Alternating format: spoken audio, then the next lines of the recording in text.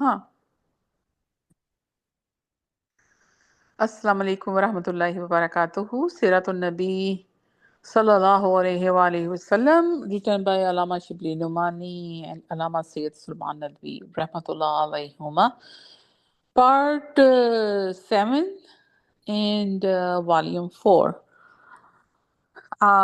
मैंने last time बोला था कि शायद वो लास्ट रिकॉर्डिंग हमारी लास्ट होगी, लेकिन वो अगेन जिस चीज़ का हमें पता नहीं होता हम इंशाल्लाह कहते हैं, लेकिन वो अल्लाह ताला को पता था कि वो लास्ट रिकॉर्डिंग नहीं, ये वाली लास्ट रिकॉर्डिंग होगी इस वॉल्यूम की। और 4 वॉल्यूम हम पढ़ चुके हैं, लेकिन जो पार्ट 7 था 4th वॉल्यूम का, इसको मैंने रिकॉर्डिंग पे लिया था क्योंकि इसके अंदर बहुत सारी बातें जो सी थी वो हमारी इल्म में होनी ज़रूरी थी, इसलिए। हालांकि बाकी भी इसके वॉल्यूम बहुत अच्छे हैं। मैं सजेस्ट करूँगी आप लोगों को मौका मिले तो आप प्लीज़ उसको ज़रूर रीड कीजिएगा, और अगर मुझे मौका मिला तो मैं इसके सारे वॉल्यूम इसी तरह रिकॉर्डिंग में डाल दूँगी इंशाल्लाह। तो चलें देखते हैं कि हमने पार्ट 7 में अभी तक जो लास्ट पढ़ी है वो हमने कुब्ते आमला या कुब्ते आमरा पढ़ा, और अब इसमें हम हक में हकीकी जो है वो सिर्फ़ और सिर्फ अल्लाह ताला ही है। तो शुरू करते हैं। आऊज़ु बिल्लाहि मिनश शैतानिर रजीम, बिस्मिल्लाहिर रहमानिर रहीम। रब्बिश्रह ली सदरी वयस्सिर ली अमरी वहलुल उक़दतम मिन लिसानी यफ़क़हू क़ौली रब्बी यस्सिर वला तुअस्सिर वतमिम बिल खैर। तो कुब्ते आमला या कुब्ते आमरा ये हम पढ़ चुके थे, तो इसी की ही बात को हम आगे लेके चलते हैं कि हक़ में हकीकी सिर्फ अल्लाह ताला ही है। तो अल्लाह ताला ने खुद कहा है, क़ाल अल्लाहु ताला इनिल हुक्मु इल्ला लिल्लाह, कि हुक्म किसी का नहीं सिवाय अल्लाह के। सूरह यूसुफ में इसका हुआ। और अब हम आगे इसको लेके चलते हैं कि इन सब आयतों में भी हमें पता लग रहा है कि अल्लाह का ही हुक्म है। जैसे हमने अभी ये पढ़ा कि इनिल हुक्मु इल्ला लिल्लाह, ये सूरह इनाम और यूसुफ में, कि हुक्म सिर्फ अल्लाह का ही है। और सूरह राह में अला लाहुल खल्क़ु वल अम्रु, हाँ उसी अल्लाह के लिए है पैदा करना और हुक्म देना। ये दोनों आयतें जिन मौक़ों में वारिद हुई हैं, इनसे पता लगता है कि हुक्म और अमर तकवीनियात और हवादिस आलम से मुतल्लिक़ हैं। पहली आया 2 जगह है, सूरह नाम में भी और सूरह यूसुफ में भी। सूरह नाम में जो इस मौके पे ये आया उतरी, उसमें बताया गया है कि कुफ़ार जो से थे वो नबी की सदाकत के सबूत में अज़ाब का जल्दी से मुशाहिदा करना चाहते थे कि भाई हाँ भी तुम कहते हो कि मान ले आओ, अगर नहीं लेके आओ तो जहन्नम की आग से बच जाओगे, तो तुम वो हमारे ऊपर ले ही आओ, जहन्नम ले ही आओ। तो उसके जवाब में हमारे नबी अलैहि सलाम ने ये बताया कि मा इंदी मतस्ताजिलूना बिही इनिल हुक्मु इल्ला लिल्लाह, कि जिस चीज़ का तुम तकाज़ा कर रहे हो वो मेरे पास नहीं है सिवाय अल्लाह के। हुक्म अल्लाह का ही है। यकुस्सुल हक, अल्लाह ताला वाकई हक बात बताता है, हक किस्सा सुनाता है, कसस। तो वहुवा खैरुल फासिलीन, और वही सबसे अच्छा फैसला करने वाला है। एक और जगह सूरह यूसुफ में जब ये बात कही गई, तब हजरत यकूब अलैहिस्सलाम अपने बेटों को हदायत कर रहे थे कि जाओ बेशक जाओ, जाके रोजी रोटी कमाओ और जा रहा कुछ करो। तो यूं करना कि तुम इकट्ठे ना जाना, एक इकट्ठे तो यहाँ से जाओ, जब दाखिल होगे तो अलग-अलग दरवाज़ों में दाखिल होना। अगर कोई एक मुसीबत में फँस जाए तो चलो दूसरा तीसरा तो हो उसकी मदद करने के लिए। तो एक इन्होंने अपनी इंसानी तदबीर लगाई थी, लेकिन उन्होंने कहा कि होगा वही जो मेरा रब चाहेगा, मेरा अल्लाह चाहेगा। तो वमा उगनी अन्कुम मिनल्लाहि मिन शैइन इनिल हुक्मु इल्ला लिल्लाहि अलैहि तवक्कलतु, और अल्लाह के हुक्म को तो मैं तुमसे नहीं टाल नहीं सकता, हुक्म तो बस अल्लाह ही का चलता है। बावजूद इस तदबीर ज़ाहिरी के दिल से उस पर मैं भरोसा रखता हूँ। वअलैहि फलियतवक्कलिल मुतवक्किलीन, और उसी पर और भरोसा रखने वालों को भरोसा रखना चाहिए। दूसरी आयत का मौका ये है सूरह राह में, इन्ना रब्बकुमुल्लाहुल्लज़ी खलक़स समावाति वल अर्दी फी सित्ताति अय्यामिन सुम्मा इस्तवा अलल अर्शि युग़शिल लैला नहारी يغشي الليل النهار يطلبه خفيفا والشمس والقمر والنجوم مسخرات بأمره ألا له الخلق والأمر تبارک اللہ رب العالمین۔ بے شک تمہارا رب اللہ ہی ہے جس نے سب آسمان اور زمین کو 6 روز میں پیدا کیا، پھر عرش پر قائم ہوا چھپا دیتا ہے شب سے دن کو ایسے طور پر کہ وہ شب اس دن کو جلدی سے لے آتی ہے، اور سورج اور چاند اور دوسرے سیاروں کو پیدا کیا ایسے طور پہ کہ سب اسی کے حکم کے تابع ہیں۔ یاد رکھو اللہ ہی کے لیے خاص خالق ہونا اور حاکم ہونا بڑی خوبیوں کے ساتھ بڑے ہوئے ہیں اللہ تعالیٰ، جو تمام عالم کے پروردگار ہیں۔ وہ آگے ہماری الحمدللہ رب العالمین سورہ فاتحہ سے ہم اس کو ریلیٹ کرنا ہوتا ہے ہر چیز کو، تو اور واقعی قرآن پورا سورہ فاتحہ کے ساتھ ریلیٹڈ بھی ہے۔ صاف ظاہر ہے کہ اس امر کا تعلق خلق اور تکوین سے ہے۔ ہاں یہ ہو سکتا ہے کہ لفظ امر اور حکم کی لغوی وسعت کی بنا پر امور تشریح کو بھی کسی درجے میں شامل ہو جائیں، لیکن قرآن پاک اور احادیث میں جب دوسرے تصریح دلائل اس دعوے پہ موجود ہوتے ہیں تو اس تصریح کو چھوڑ کر اجمالی دلائل پر قناعت کیوں کی جائے؟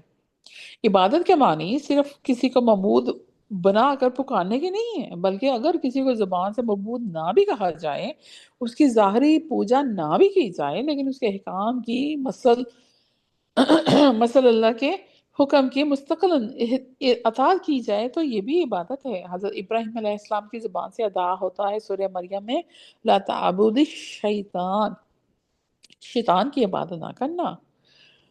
اور ایک اور جگہ سورہ یاسین میں اللہ تعبد الشیطان، یہ کہ شیطان کی عبادت نہ کرو۔ ان کے اوکے اوپر کی آیتوں سے واضح ہوا کہ اطاعت صرف اللہ تعالیٰ کی ہے۔ یہاں سوال پیدا ہوتا ہے کہ پھر اسلام میں انبیاء اور ائمہ زمانہ اور خلفاء کی اطاعت کا حکم کیوں کہ صحیح ہو سکتا ہے؟ جواب یہ ہے کہ بے شبہ اسلام میں اطاعت صرف اللہ تعالیٰ کی ہی ہے، لیکن دوسروں کی اطاعت احکام الہی کی تبلیغ، اجرا اور تنفیذ نافذ کرنے کے لیے حکم الہی کے تحت ہے۔ ارشاد الہی ہے سورہ نساء میں اطیعوا اللہ و اطیعوا الرسول و اولی الامر منکم، اللہ کی اطاعت کرو اور رسول کی اور اول الامر کی اطاعت کرو۔ اول الامر کی اطاعت خواہ اس میں مراد علماء ہوں یا حکام، اللہ کے حکم کے تحت اسی کے احکام کو نافذ کرنا جاری کرنے میں سے ہے، اور رسول کی اطاعت بھی احکام الہی کی نافذ ہی کی خاطر ہے، جیسے کہ سورہ نساء میں ہے وَمَن يُطِعِ الرَّسُولَ فَقَدْ أَطَاعَ اللَّهُ، اور جو رسول کی اطاعت کرتا ہے اس نے اللہ کی اطاعت کی۔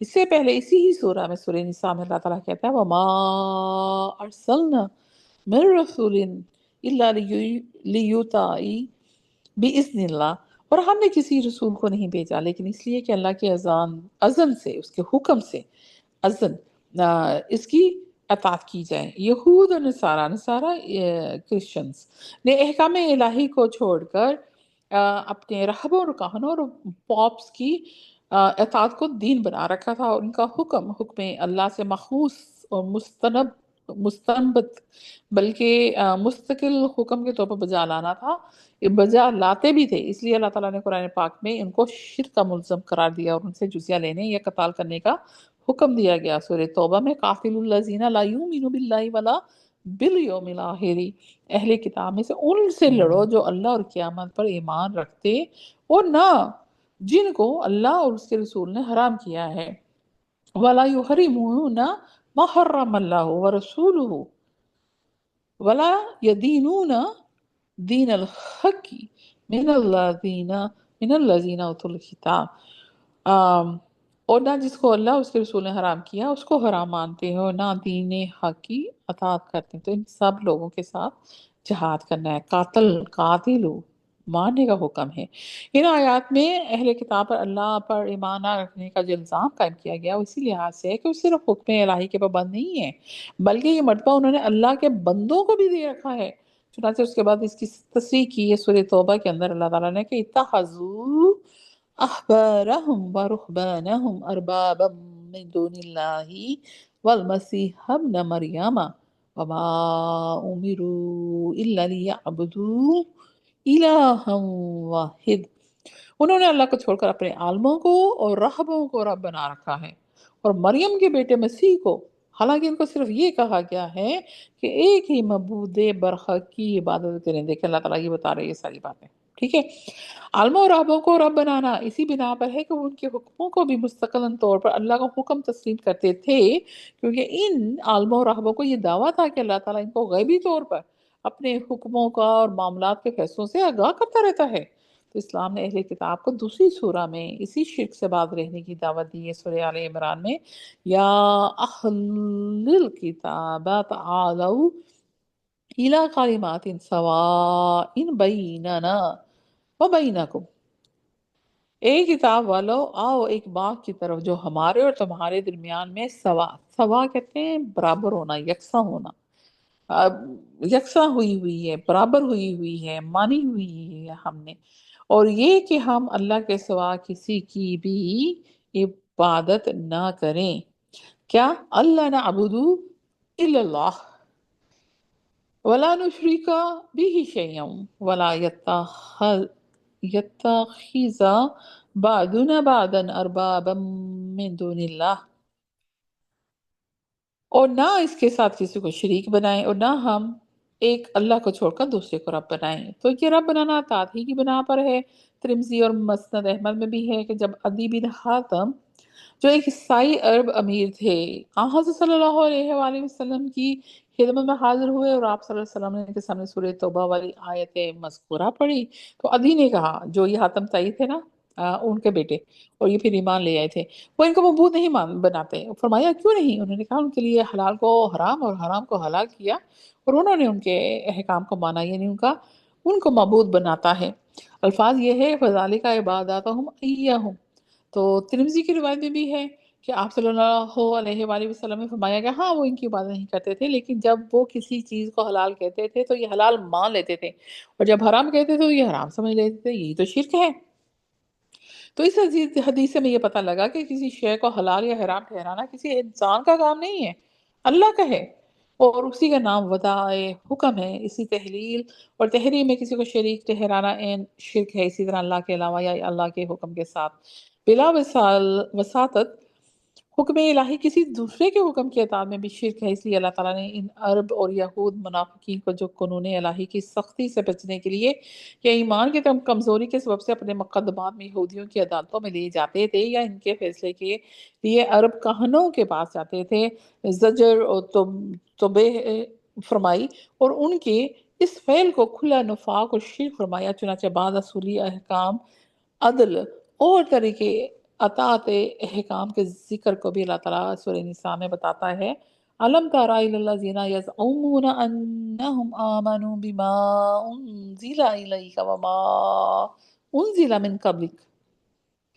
क्या तूने उनको नहीं देखा जो तू गुमान करते हैं कि वो इस पर जो तेरी तरफ उतारा गया है, जो तुझसे पहले उतारा गया, ईमान ला चुके हैं।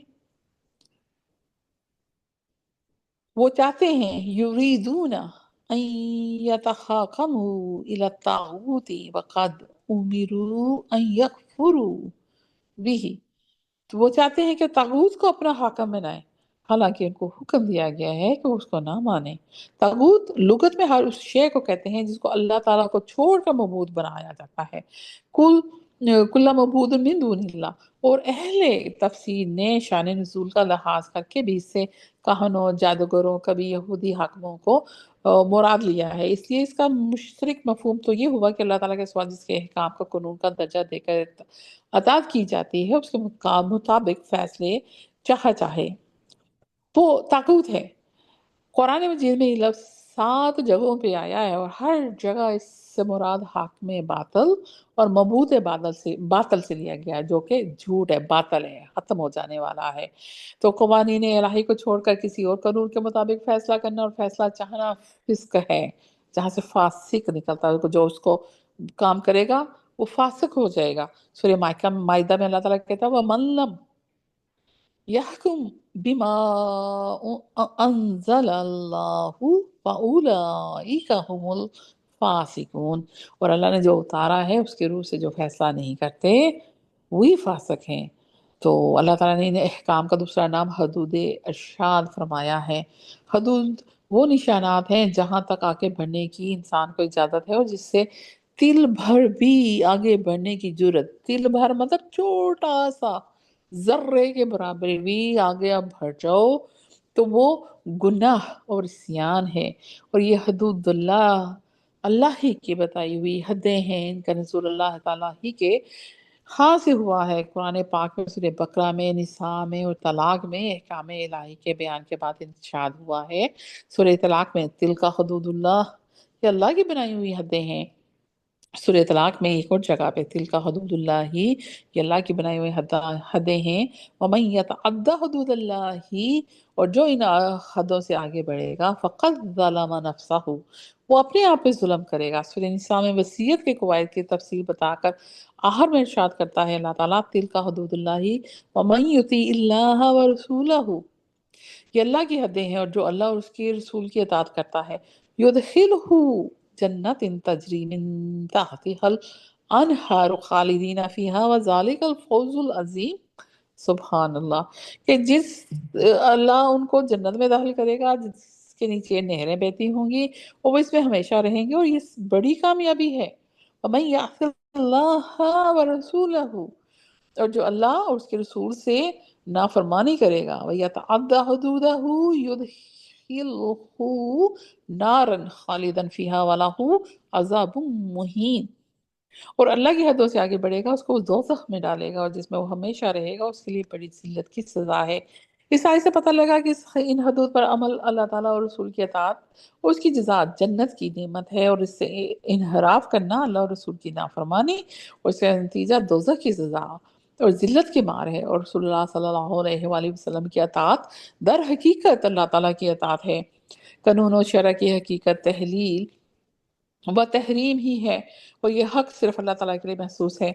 इंसान अगर अपनी तरफ से किसी कानून को वदा कर ले और बिला सनद इलाही किसी शय को हलाल या हराम कर ले तो इसका नाम इफ्तरा अल्लाह, बस अल्लाह ताला पे झूठ बांधना, तोहमत बांधना हो जाता है। अल्लाह ताला का इरशाद करता है सूरह नहल में, वला तक़ूलू लिमा तसिफु अन अलसिना तुकुमुल काज़िबा हाज़ा हलालुम व हाज़ा हरामुम लितफ्तरू अलल्लाहिल काज़िब, और जिन चीज़ों को तुम अपनी ज़ुबान से हलाल और हराम बताते हो इसकी निस्बत ये ना कहो कि हलाल है और ये हराम, ताकि तुम अल्लाह पर झूठ तोहमत लगाओ।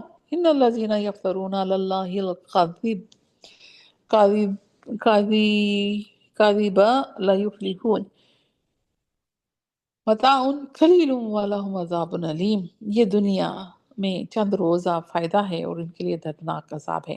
इस आयत पाक में ना सिर्फ ये कि हलाल और हराम की शरीयत को भी महसूस फरमाया बल्कि ये भी बताया गया कि जो लोग शरीयत इलाही को छोड़कर खुद अपनी शरीयत बनाएंगे उनको थोड़ी दिनों के लिए फ़ायदा तो हासिल हो जाएगा मगर उनके लिए अज़ाब ही साबित होगा दुनिया में भी और आखिरत में भी। रसूलुल्लाह सल्लल्लाहु अलैहि वसल्लम जो शरीयत इलाही के मज़हर थे और बंदों को अहकाम इलाही से आगाह फरमाते थे और इस हैसियत से आप सल्लल्लाहु अलैहि वसल्लम का हर हर हुक्म इलाही है, हर हर हुक्म इलाही है और हर हुक्म इलाही के बगैर एक मरतबा आप सल्लल्लाहु अलैहि वसल्लम ने एक चीज़ को अपने लिए एक हराम करार दिया तो अताब इलाही आया सूरह तहरीम में, या अय्युहन नबी, मतलब सीधा नबी को एड्रेस कर छोड़ा, ए पैगंबर लिमा तो खरीम मा अहल्लल्लाहु लक, कि तू क्यों उसको हराम करता है जिसको अल्लाह ने तेरे लिए हलाल किया है। तो इससे मालूम हुआ कि ये इस्तिकाक भी नबी को भी हासिल नहीं है। तो हालांकि हर शख्स को हक हासिल है कि किसी मुबाह चीज़ का इस्तेमाल अपनी किसी ज़ाती मसलहत की बिना पर छोड़ दे, मगर जब हज़रत मोहम्मद सल्लल्लाहु अलैहि वसल्लम ने ऐसा किया तो अल्लाह ताला ने इस हक के इस्तेमाल से आपको मना किया, क्योंकि अगर ऐसा होता तो इससे दो नुकसान थे। एक ये कि नबी का हर फेल जो उसके लिए मखसूस ना हो उम्मत के लिए हुक्म इलाही के तहत शरह का हुक्म रखता है। इस कायदे की बिना पर आप सल्लल्लाहु अलैहि वसल्लम की इस तर्क से उम्मत अपने लिए भी एक हलाल चीज़ को हराम समझ लेती। दूसरे, क्योंकि इन्होंने शहद खाने से कहा था कि मैं नहीं खाऊंगा ना, इसलिए। दूसरे ये साबित होता है कि नबी को बगैर अज़न इलाही के भी हक तशरीह है जो सही नहीं होता। इसलिए नबी की तशरीह हैसियत यही है कि वो शरीयत इलाही का मुबल्लग और कानून रब्बानी का शारे और मज़ा है। कुरान पाक की इस आयत में सूरह तौबा की वला युहरिमूना मा हर्रम अल्लाहु व रसूलहु, और यहूद और नसारा इसे हराम नहीं करते जिसको अल्लाह और उसके रसूल ने हराम किया है। ईसाई ने रसूल की तरफ जो तहरीम की निस्बत है वो इसी हैसियत से है कि वो अल्लाह ताला के फरमान के मुबल्लिग थे। रसूल की अतात ऐन अल्लाह की अतात है, जिस तरह अहकाम उलुल अमर की अतात ऐन रसूल की अतात है, क्योंकि वो रसूल ही के लाए हुए अहकाम को पेश करते हैं। जी। इस्लाम में अलूम की तदवीन के ज़माना में ये मसला के हाकिम शरा अल्लाह ताला है, इसूल का मसला बन गया है। चनाचा इल्म अकायद और उसूल फ़िक़्ह की किताबों में इस मसले पर बहसें मौजूद हैं। इल्म उसूल फ़िक़्ह में ये मसला इस हैसियत से ज़ेर बहस आया है कि वाज़े कानून सिर्फ अल्लाह ताला है और इसके अमरो नहीं से बंदों ने फ़र्ज़ व वाजिब और हराम व हलाल को जाना। अलामा आमदीउल मतूफ़ी 231 अपनी किताबुल हकाम फ़ी उसूल। एक्सक्यूज मी, अलामा आमदी अल मुतवफ़ी, अलामा आमदी जो फोत हो गए थे 631 में, अपनी किताबुल अहकाम फी असूल अहकाम में लिखते हैं, तर्जुमा कीजिएगा। जानना चाहिए कि हुक्म देने वाला अल्लाह ताला के सिवा कोई नहीं है और हुक्म वही है जिसका अल्लाह ताला ने हुक्म फरमाया है। और इसी असल मसला पर यह मसला मुतफर्रा होता है कि अकल ना किसी चीज़ को अच्छा कहती है ना बुरा, और ये कि मोहसिन का शुक्र अकलन नहीं है, और ये कि शरा के वरूज से पहले कोई हुक्म नहीं। मकसूद ये है कि अहकाम शरीयत और कानून शरी का वाजिया सिर्फ अल्लाह ताला है। इसी का हुक्म हुक्म है और इसी का कानून कानून है। इसी बिना पर शरा के नजूल से पहले तन्हा अकल की रूह से कोई हुक्म फर्ज, वाजिब, सुन्नत, मुस्तहब या हराम, नाजायज़ो मकरूह की सूरत में जिसके कायल पर सवाब या ताब का हुक्म आयद किया जा सके नहीं हो सकता। और ना अक्ल अपनी तनहा कोशिश से किसी बात को बा एतबार सवाब या अजाब के अच्छा या बुरा कह सकती है। अलामा इब्ने हमाम हनफी मतूफी 800 841 तहरीर में 61। लिखते हैं। 861 तहरीर में लिखते हैं, इसमें एहतलाफ नहीं कि हुक्म का वाजिया परवरदिगार आलम है। काजी बेजादियुल मतूफी 215 की मनहाजुल असूल की सिक्स शरह। 615 में फोत हुए हैं। ये मतफी का मतलब है कि जो फोत हो गए हैं। हम्म, कादी बेदावी जो फोत हुए हैं 615 को। जी। की शरह में अलामा असूली वाजिया करते हैं, हसन असलवी। हसन हसनो कबा और शय के अच्छे या बुरे होने के एक मायने ये है कि इस शय को फिसद पसंद करती है और इससे नफरत रखती है। जैसे डुबट्टों को पानी से बाहर निकालना अच्छी बात है, डूबतों सॉरी डूबतों को। पानी से निकालना बाहर निकालना अच्छी बात है, और किसी का माल जुल्म से ले लेना बुरा है। इसके दूसरे मानी ये है कि एक का माल की सिर्फ से और दूसरे नुक्स नुक्स की जैसे इल्म अच्छा है और जहल बुरा है। दोनों मानों के लिहाज से इनके अच्छे या बुरे होने का अक्ल की रूह से फैसला करने में इख्तलाफ नहीं है। इख्तलाफ इसमें है कि किसी फेल पर सवाब और किसी पर अजाब की तरतीब का फैसला सिर्फ शरीयत से मालूम हो सकता है।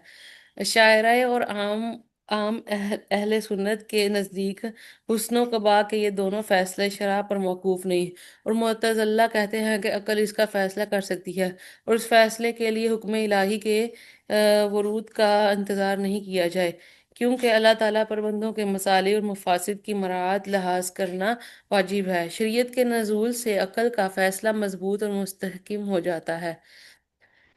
मुअतज़िला ने हकीकत में उल्टी बात कही है, ये कि शरीयत के फैसले से हुक्म की मार्फत होती है और अकल से इसकी मसलिहत कयासो तजर्बा की बिना पर अहले अकल के नज़दीक मजबूत और मुस्तहकिम हो जाती है, और यही अहले सुन्नत में से मुताखिरीन मुताखिरीन मा तरतीदिया हनफिया का मुसल्लिक हक है।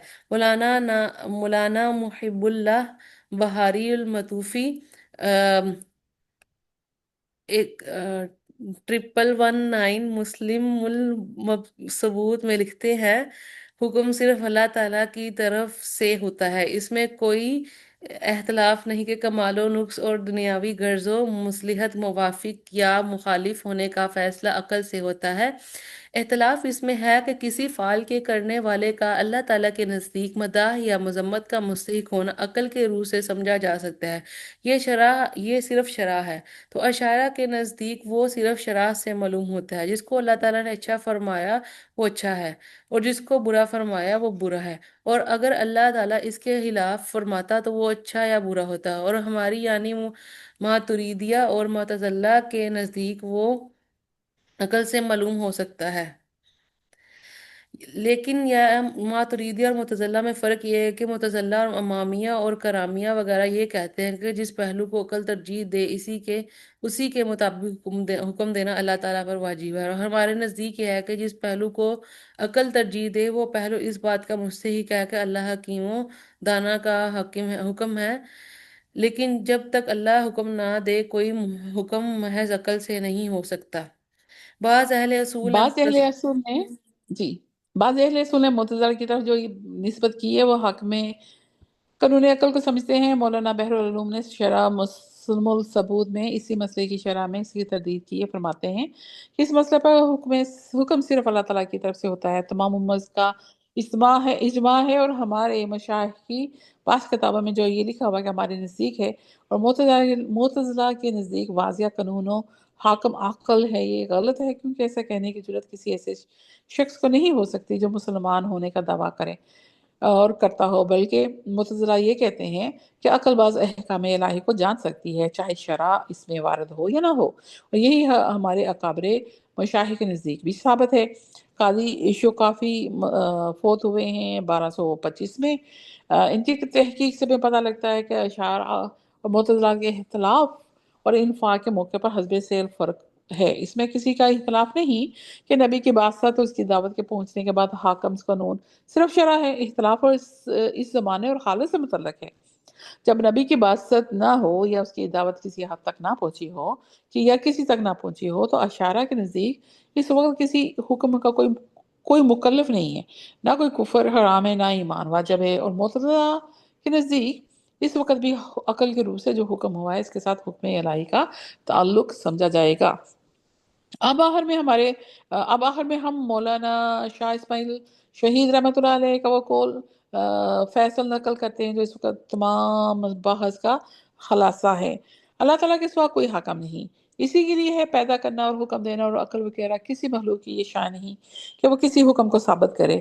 اللہ تعالیٰ نے وجوب یا استحباب کے ساتھ جس کا حکم دیا ہے در حقیقت وہ حسن ہے، اچھا ہے، عام اس سے کہ وہ لذات حسن ہے یا اپنے کسی وصف یا اپنی کسی متعلق کی بنا پر، اسی طرح جس سے منع کیا ہے وہ قبیح ہے، کبھی کہتے ہیں عربی میں کبھی، اردو برا۔ تو افعال کا حسن اچھا و قبح مطلب برا ہونا کا تلق جو سا وہ انصاف امر اور نہی سے پہلے ہی عالم حقیقت میں ہو چکا تھا، اسی کی رعایت کر کے اللہ تعالیٰ نے امر اور نہی فرمایا ہے۔ عقل کبھی ان کے حسن اور قبح کو معلوم کر لیتی ہے، اور تو اس موقع پر اس حسن اور قبح کو عقلی کہہ سکتے ہیں، لیکن شرع کے ورود سے پہلے کوئی حکم نہ تھا، تو یہ مذکورہ بلا حسن اور قبح بندوں کے حق میں صرف شرع الہی پر مبنی ہے۔ حضرت مولانا شہید کا یہ رسالہ اصول فقہ در حقیقت اصول فقہ کی تہذیب ہے، اس میں فن کے بڑے بڑے مسئلوں کے ایک دو فکروں میں طے فرما دیا ہے۔ اوپر کے بالوں میں مصنف نے جو کچھ لکھا ہے اس کی تشریح یہ ہے کہ قانون کا وعدہ در حقیقت اللہ تعالیٰ ہے، یہ حق مخلوقات میں سے کسی کے لیے ثابت نہیں ہے۔ جو کچھ اللہ تعالیٰ نے امر نہیں فرمایا ہے وہ تمام تر حکمت اور بندوں کی مصلحت پر مبنی ہے۔ عقل کبھی بھی اس حکمت اور مصلحت کو پا لیتی ہے تو اس کو عقلی بھی کہہ سکتے ہیں، ورنہ عقلی کہنے کا یہ منشا نہیں کہ عقل اس قانون کی واضح اور آمر ہے۔ اس تفصیل کی ضرورت اس لیے پیش آئی تاکہ یہ معلوم ہو جائے کہ ہمارے ماہرین قانون نے شروع سے آخر تک اس اصول کو مان لیا ہے کہ اسلام میں وضع قانون کا اختیار صرف اور صرف اللہ تعالیٰ کے ہی ہے، وہی ایک حاکم آمر و واضح شرع ہے۔ اس موقع پر بعض صاحبوں کو یہ شبہ پیش آئے گا کہ یہ قانون شرع تو کسی قدیم زمانے میں ایک وقت خاص میں نازل ہوا، وہ زمانے کی ہر ضرورت اور نت نئے حالات کے مطابق قیامت تک کے لیے کیوں کر ہو سکتا ہے؟ اس کا جواب یہ ہے کہ ایک ہی قانون کے اصول کلیات اور دوسرے ہیں، اور فروع اور جزیات دنیا کے ہر قانون کے اصول اور کلیات خواہ وہ عقلی ہوں یا تجربی ہوں ہمیشہ یکساں رہتے ہیں، اس میں تو کوئی تغیر نہیں آتا، تبدیلی نہیں آتی، تغیر تجدد یعنی نئی نئی صورتوں کا پیش آنا یہ واقعات اور حوادث میں ہوتا رہتا ہے، جو انہی کلیات کے اندر مندرج ہوتے ہیں، اندراج کیا ہوتا ہے، لکھے ہوتے ہیں، جسے فن طب جب بھی بنا ہو لیکن اس کے اصول اور کلیات پرانے اور غیر مبدل ہیں۔ اب جو بھی بیماریاں ظاہر ہوں قدیم اصول کے تحت ان کا بیان طب کی کتابوں میں موجود ہے۔ مثال کے لیے یوں سمجھیں کہ قتل نہ حق کی سزا قصاص، دیت و کفارہ وغیرہ شرع میں مقرر ہے۔ اب یہ بات کہ قتل پہلے تیر و تلوار سے ہوتا تھا، بندوق سے، تبچے سے، ریوالور سے، توپ سے، گولے سے، مختلف نئے نئے اوزاروں سے ہو رہا ہے، لیکن ذرائع قتل کا تغیر نفس مسئلہ کی صورت میں کوئی فرق پیدا نہیں کر رہا کہ چیزیں بدل گئی ہیں لیکن کام تو ماننا ہی ہے نا۔ تو کسی کی سواری سے کسی کو نقصان نہیں پہنچ سکتا، تو اس کا اصلی جواب شرع میں موجود ہے۔ پہلے یہ سواری جانوروں کی صورت میں محدود ہوا کرتی تھی، اب طرح طرح کی گاڑیاں ہیں، سائیکلیں ہیں، اسکوٹر ہیں، موٹر ہے، ریل ہے، جہاز ہے۔ تو اسی طرح ان حادثے جو بھی پیش آ جائے، نقصان پہنچ جائے، تو اصول کلیہ میں کوئی فرق نہیں ہوگا۔ دوسرا شعبہ یہ پیش آ سکتا ہے کہ اگر یہ اصول صحیح ہے، ہر زمانے کے جو مجتہد ہیں نئے نئے حالات کو پیش نظر اپنے اجتہاد سے جو حکم دیتے ہیں، کیا وہ نیا حکم نہیں ہے؟ اس کا جواب یہ ہے کہ وہ مجتہد جو سے ہیں وہ احکام کے اصول اور فروع پر پوری نظر رکھتے ہیں، اور رکھتے ہوئے ہوں بھی آیات اور احادیث احکام کے اصول کلی، اس کے علل اور اسباب اور مصالح اور مقاصد کو جانتے ہوں، ان کے مطابق نہیں پیش آنے والی جزوی صورتوں کا فیصلہ کرتے ہوں۔ اس بنا پر ان کا اجتہاد اور قیاس کسی نئے حکم کا وعدے و مخترع نہیں ہے، بلکہ مظہر ہے اس چیز کا، یعنی وہ حکم اختراع نہیں کر رہے ہیں بلکہ یہ ظاہر کرتے ہیں کہ مقررہ احکام الہی کے تحت اس نئی صورت کا یہ جواب ہے۔ اہل اصول کی اس مسئلے کے قیاس کا حکم صرف مظہر ہے، یعنی معنی ہے کہ وہ بتاتا ہے کہ یہ نیا جزیہ فلاں اصولی کلیے کے ماتحت ہے۔ انہی اصولوں کی بنا پر ہمارے فقہائے فتاویٰ کا پورا دفتر مرتب کیا ہوا ہے، جس کے مطابق ہر زمانے میں ہر ضرورت کا جواب دیا جا سکتا ہے، اور جس پر دنیا کے مختلف حصوں میں مسلمانوں کی عظیم الشان حکومتیں اور عدالتیں قائم ہوئی ہیں اور اب بھی ہیں۔ تو الحمدللہ تمت الحمدللہ سیرت النبی، تو والیوم یہ کمپلیٹ ہوا۔ جزاک اللہ خیر for being part of it, اور اللہ تعالیٰ ہمیں انہی اپنی کتابوں کی جس کی حکم کتاب اور میزان اور سورہ حدید میں لوہے کا دیا گیا کہ وہ تمہارے لیے سخت بھی ہے لوہا اور فائدہ مند بھی ہے لوگوں کے لیے، تو ہم اس کو قائم کریں، پہلے کتاب، پھر میزان اور پھر لوہا۔ تو جی دعا کیجیے گا۔ سبحانك اللهم وبحمدك أشهد نشهد أن لا إله إلا أنت نستغفرك ونتوب إليك۔ السلام علیکم۔ کسی نئی کتاب کے ساتھ صحابیات یا انسائکلوپیڈیا سیرت النبی کے ساتھ انشاءاللہ حاضر ہوں گے۔ السلام علیکم ورحمۃ اللہ وبرکاتہ۔